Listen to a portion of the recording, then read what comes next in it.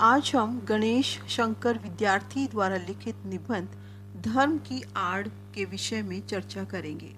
गणेश शंकर विद्यार्थी एक सच्चे देशभक्त थे जिनका जन्म 1891 में हुआ और देश में सांप्रदायिक दंगों को शांत करवाने के प्रयास में उनको अपने प्राणों का बलिदान 1931 में करना पड़ा।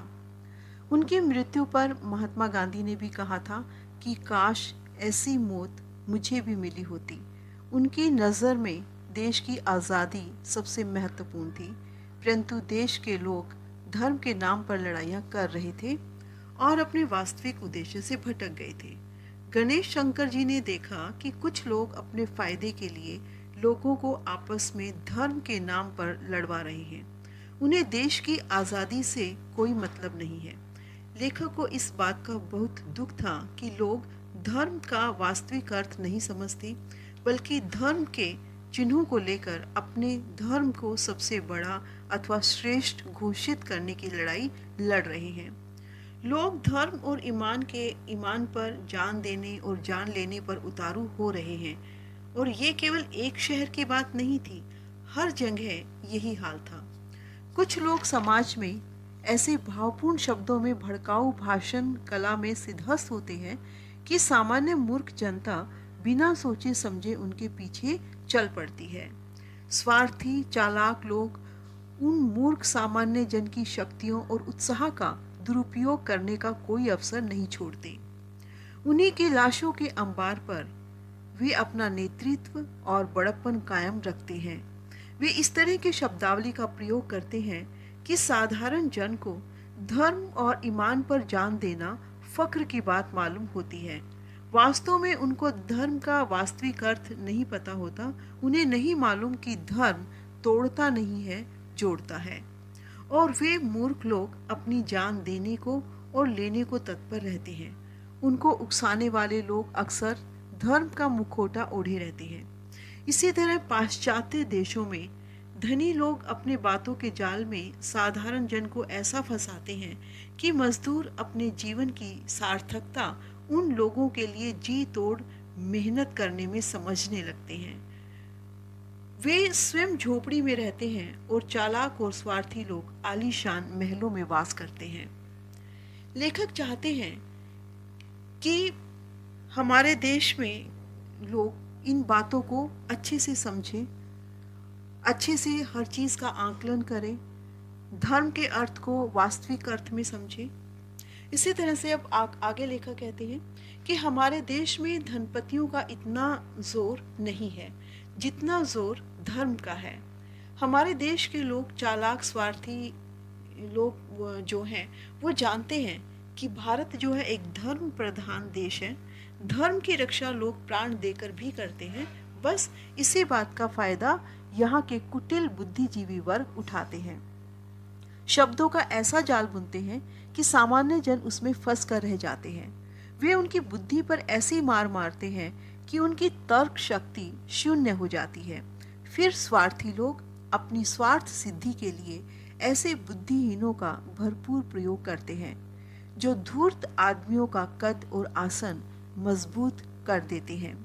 लेखक का मानना है कि धर्म का अर्थ धारण करने योग्य बातें हैं वो बातें जो सही अर्थों में मनुष्य को मनुष्य बनाती हैं, परंतु वे धर्म का वास्तविक अर्थ न समझकर हिंसा का मार्ग अपनाते हैं जो उन्हें अधार्मिक और हिंसक बनाते हैं।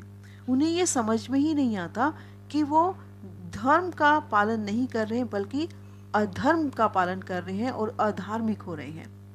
ये तो किसी भी दृष्टि से धर्म के अंतर्गत नहीं आता। लेखक के अनुसार धर्म मानव को हिंसा से दूर कर वैचारिक स्वतंत्रता देता है। जिसको जैसा अच्छा लगे वैसा ही धर्म अपनाए। धर्म जीव जगत के कल्याण के लिए होता है, न कि मार काट के लिए। अगर कोई किसी के धर्म में टांग अड़ाता हो तो ये कार्य धर्म विरुद्ध समझा जाना चाहिए। ये देश की स्वाधीनता के विरुद्ध भी समझा जाना चाहिए। लेखक नहीं चाहते कि जो लोग धर्म का वास्तविक अर्थ नहीं समझते, जैसे मुल्ला मौलवियों और धर्माचार्यों को देश में महत्वपूर्ण स्थान नहीं दिया जाना चाहिए। क्योंकि वो लोगों को धर्म का वास्तविक अर्थ नहीं समझाते। उनकी शब्द शक्ति से लोग एक दूसरे के विरुद्ध हो जाते हैं। वो इस तरह की शब्दावली का प्रयोग करते हैं कि लोगों के अंदर एक धार्मिक पागलपन आ जाता है और वो उस धार्मिक पागलपन का शिकार हो जाते हैं और फिर समाज में अधर्म फैलाते हैं। लेखक आगे बताते हैं कि महात्मा गांधी धर्म के बिना एक कदम भी आगे नहीं चलते थे। महात्मा गांधी धर्म के ऊंचे और उदार तत्वों को लेकर चलते थे जो मानव को सही अर्थों में मानव बनाते थे। मानवीय गुणों से युक्त होने पर दंगा फसाद मार काट का कोई अर्थ नहीं रह जाता। ये गांधी जी ये मान के चलते थे कि जो अपने जीवन में हमें अहिंसा को प्रमुख स्थान देना चाहिए और ये अहिंसा वैचारिक स्तर और शारीरिक स्तर दोनों स्तरों पर अपनाने की बात गांधी जी करते थे। लेखक धर्म का सही अर्थ बताते हुए कहते हैं, अजा देने, शंख बजाने, नाक दबाने, नमाज पढ़ना ये धर्म नहीं है। धर्म है मानव के द्वारा किया जाने वाला शुद्ध आचरण और सदाचार के नियमों का पालन। लेखक ऐसे लोगों का विरोध करते हैं जो धर्म के नाम पर बाह्य आडंबर तो पूरा रचते हैं, जैसे 5 वक्त नमाज अदा करना, पूजा पाठ करना, फिर बाहर आकर दिन भर झूठ बोलना, बेईमानी करना। अगर आपके धार्मिक बनने में आचरण की शुद्धता नहीं है तो ये निरा पाखंड है। वैचारिक शुद्धता नहीं है तो भी पाखंड है। लेखक ऐसे लोगों को सचेत करता हुआ कहता है, अब तक तो ऐसे चलता रहा, परंतु आने वाला समय ऐसे लोगों को टिकने नहीं देगा, क्योंकि ऐसा नहीं हो सकता कि लोग सदा ही ऐसे मूर्ख बने रहेंगे।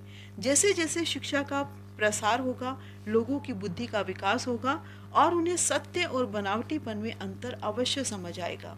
लेखक कहते हैं कि ऐसे धार्मिक व्यक्तियों से तो अच्छे वे लोग हैं जो अपने आप को नास्तिक कहते हैं और किसी तरह का कोई भी बाह्य आडंबर नहीं करते, परंतु उनका आचरण अच्छा है।